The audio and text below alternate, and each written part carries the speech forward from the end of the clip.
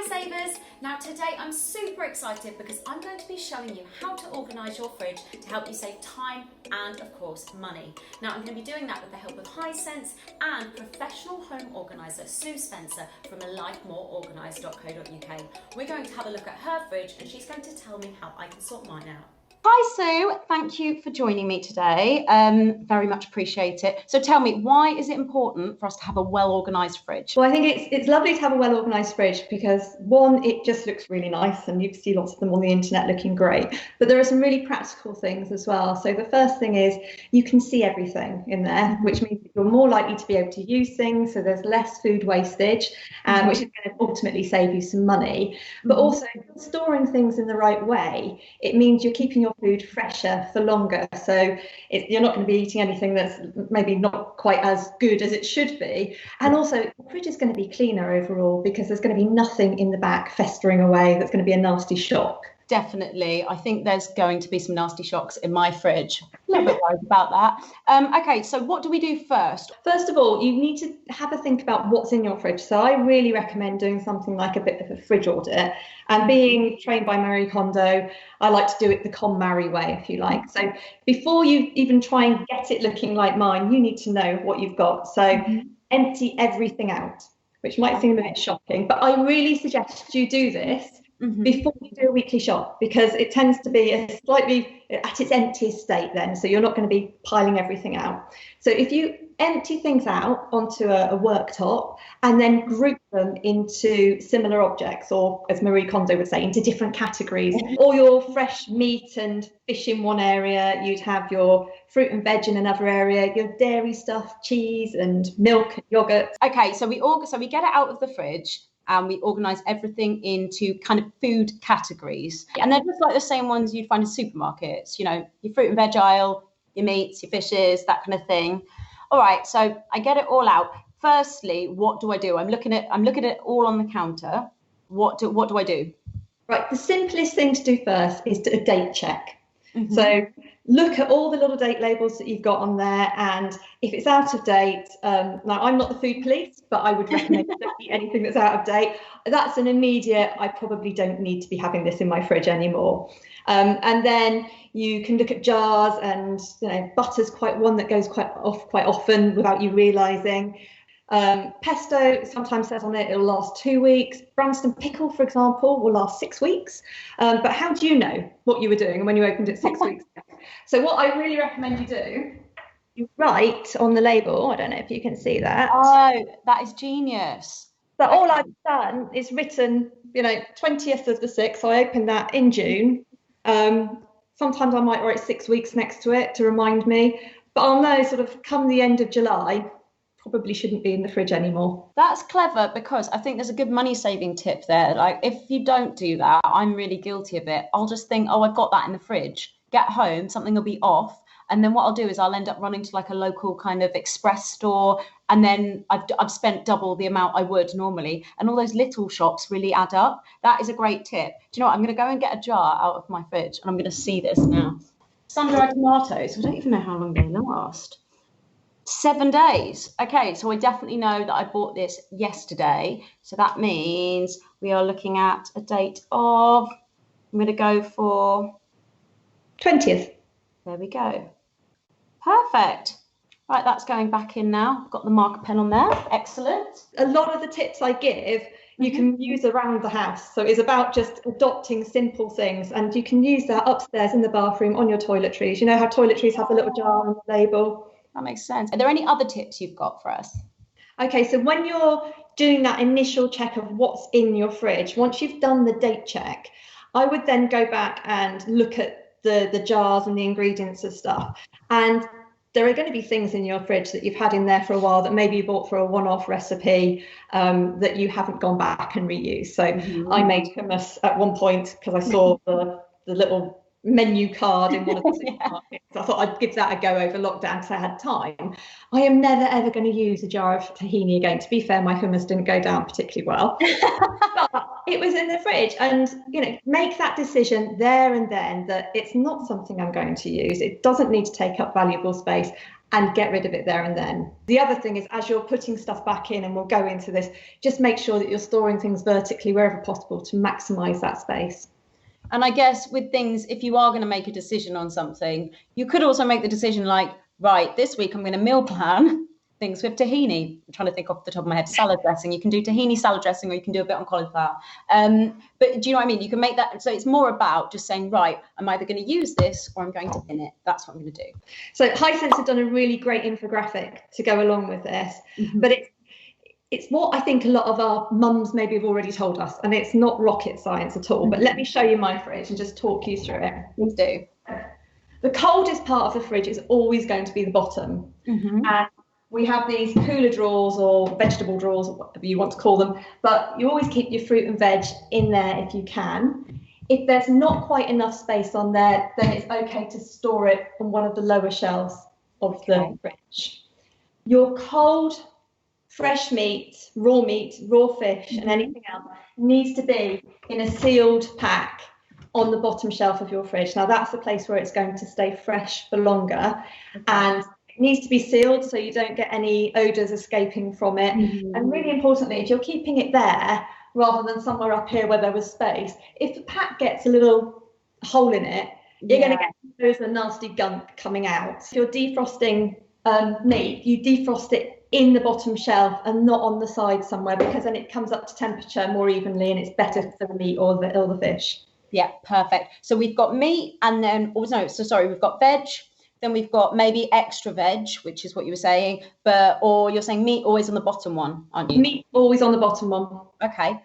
And then we're going up, and I can see you've just got some beautifully arranged things there. Talk me through those. So what I've got here is the additional vegetables. So I've got a salad tray, if you like, with lettuce and cucumber, and I've got some tomatoes in a pot there. So that's keeping it, because I can't fit everything in this drawer because we've got quite a small fridge. So that's there. And then I've got cheeses as well in there. Now we go through cheese like a rate of knots. Oh, show me that. That looks beautiful. Do you want to get that out and show it to me? Oh, look at that. Look at everything upright so that you can see it. Yeah, perfectly arranged. You like a lot of cheese there. There's quite a few varieties. We do like a lot of cheese, and I made a spinach and feta phyllo pastry thing the other day. I had a little bit of feta left over, so I've just sealed it in a pack and popped it back in there. It will get used for lunch one day, but at least it's not going to be ponging out anything. Feta is the nightmare one, that if you leave it in the fridge and you haven't sealed that, it's like that's the one that just goes off, like smells the worst straight away. It always seems like a waste of money. So then I've got fruit. Lovely. And yeah, you've got a lot of fruit there, and you've got it all organised. So is that something you recommend? If I bring a lot of fruit home, I'm trying to eat a lot more fruit and veg. Do you buy it all chopped up, or do you actually cut it up and seal it? Oh, okay. No, I chop it up myself. So the strawberries, cherries and stuff just go straight in one of those. And I think it keeps them fresher if they're in something that's sealed, or if you've got a little lid or cling film over a little packet. Yeah. It keeps it fresher than it is, and I always take it out of the little carton it comes in just to double check there aren't any nasty ones in the bottom.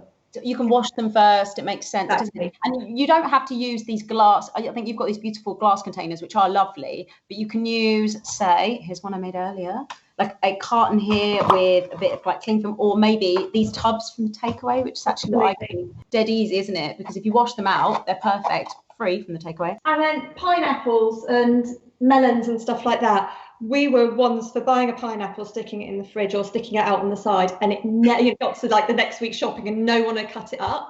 So what I'm doing There's now, a melon in there that is just it's been getting ripe for a while, should we say? Like, we need to eat that. What I tend to do is when I'm in the kitchen cooking anyway, so like the day after I bought it and dinner's in the oven and there's knives and chopping boards around, I'll just chop it up there and then and bung it in. Saves a bit of time as well. Do it all at the same time while you're in the kind of zone. We all go for that now because you can see it. It looks really nice. It looks appetizing. You eat with your eyes, don't you? And I'd say that's a particularly good saving tip in lockdown, where I've had lots and lots of parents come to me and say, oh my God, the biggest expense is we've now got the kids at home all the time and they are eating constantly. And like, what can you do to stop the flow of snacks? And that's a great one, isn't it? Because if you go to there, you can say, right, go there first before you go anywhere else and have those. And they're also ready to eat, right? So get yourself a bowl. Absolutely. Just a bowl, pick them out, and you're done. And our biscuit consumption has gone right down. Has it? Well, there we go. There's the saving. Actually, and I would argue that if you bought a full pineapple, so I'm trying to think, did the shopping this morning. So in Tesco, a full pineapple at the moment is £1.05, good memory. And then if you're chopping that up and you're turning that into portions, that's actually as cheap as a pack of like biscuits, really, by the time you've portioned that out. Okay, that's a great tip.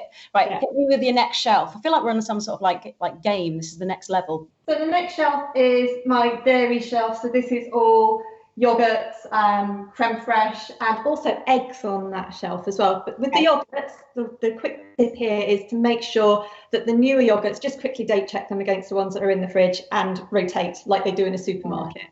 Eggs.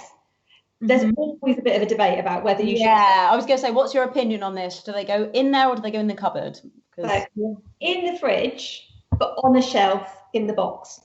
So I went right the way back to British Lion. Okay. Who are the UK voice? Yeah, the lovely body of eggs, yes. And their recommendation is that eggs need to be kept at a consistent temperature to keep them in their best. Okay. If you like. Now, if you have a cupboard potentially out of the fridge, then it's open to all that heat variation, especially when we have really hot days like we've had recently. If you keep it in the fridge door, that's the least consistent place in the whole fridge because the door's always open and shut. And that's what we're going to come on to next, definitely. Yeah. But yeah, okay, so that's really interesting. But also keep them in the cartons. So egg shells are porous. So eggs can take on all the smells and the tastes of other things in the fridge. If they're in those cartons, the reason they're in the cartons in the supermarket is to protect the eggs and make sure that they don't take on any nasties. Right, and hit me with your top shelf. I feel like I could see some sort of normality, and you've got like a pizza in there. Woo! So pizza, quiche, garlic bread, sausage rolls. Is that furthest away for a reason, so that the fruit gets hit first? No, it's not much. So Jenny food at the top of the fridge, stuff that doesn't necessarily need to be heated up and cooked. Fine. And it doesn't need likely to gather bacteria, that kind of thing. Okay. So that's fine. And also for leftovers. That's what I've got a lot of in my fridge. I'll always keep like a bit more from dinner the night before for lunch the next day. So that's where I should be keeping that. Because you're heating it up, but also make sure you keep it in something that's sealed. So no more baked bean. I'm not saying you do. No, it's fine. Baked bean cans in there. Make sure it's always got a lid on it so you don't get the odours from it and the garlickiness. Talk me through the fridge door. Mine is a mess, so talk me through yours and hopefully we can improve mine. Okay, so the fridge door is the place to store all those things that are a little bit more tolerant to temperature fluctuations. So you can store soft dairy on the fridge door. So your butters and your margarines are fine here. On the bottom shelf, we've got drinks. So there's normally a wine bottle, but it's gone. Nice. Milk. Now, milk's a funny one. So most the guidelines are that you should store milk with dairy in the cooler part of the fridge. Yeah. Realistically, families tend to buy bottles of milk that are this size, and that is no way going to fit in the middle of the fridge. And I would never ever recommend you store your milk. No, I've done that before. It's a mess. It's not worth it. So my recommendation is buy the size of bottle that you know is appropriate for your family and you're going to go through at a decent rate. So don't be buying a big 6-pint bottle if it's going to take you a week to do it, because by the end of that week, it's not going to be good. So we're going through 4 pints in 2-3 days. So a lot of tea making at the moment. It really disappears. Okay, so we've got your drinks and your milk and we've got your soft dairies, and then talk me through your perfectly arranged condiments. Okay, so then we've got tall stuff on this shelf. Now this shelf is actually quite small.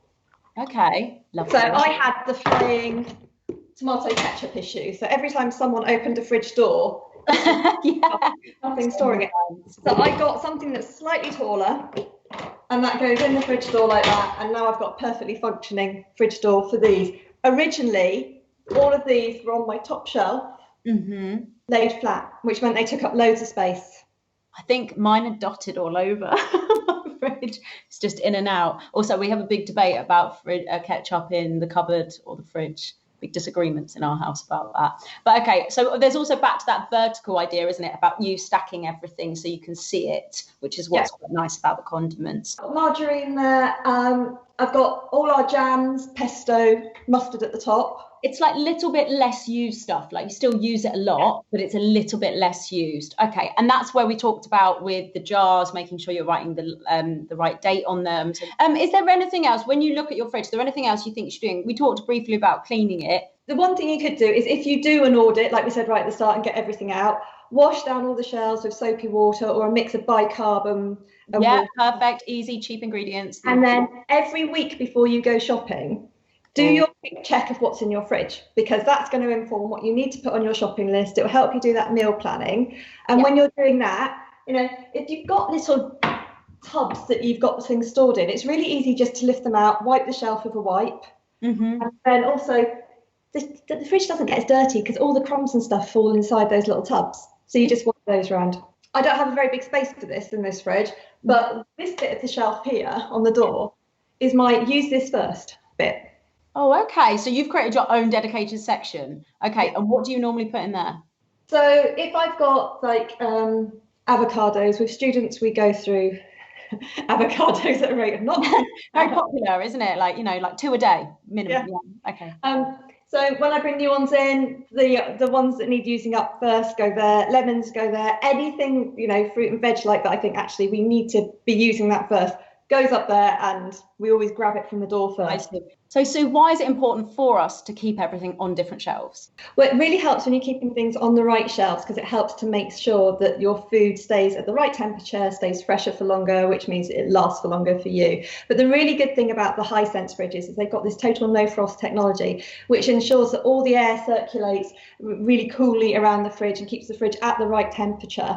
So by doing the extra bits that we're doing now only adds to that's already there with Hisense. Are there any no-nos or any things we shouldn't be doing? One of the things I see when I quite often go into clients' houses is potatoes in the fridge, and you really shouldn't be keeping potatoes in the fridge. It isn't very good for you when they're heated up, and it has been linked to causing cancer and things like that in animals. So government guidelines say you shouldn't do that. So I really recommend potatoes out in a basket in a ventilated dark cupboard. Cool dark place, isn't it? Yeah, I've got one in the cupboard, although you have reminded me I've got a couple of salad potatoes just hanging around in there, so I need to sort that out straight after this. Thank you so much for joining me today.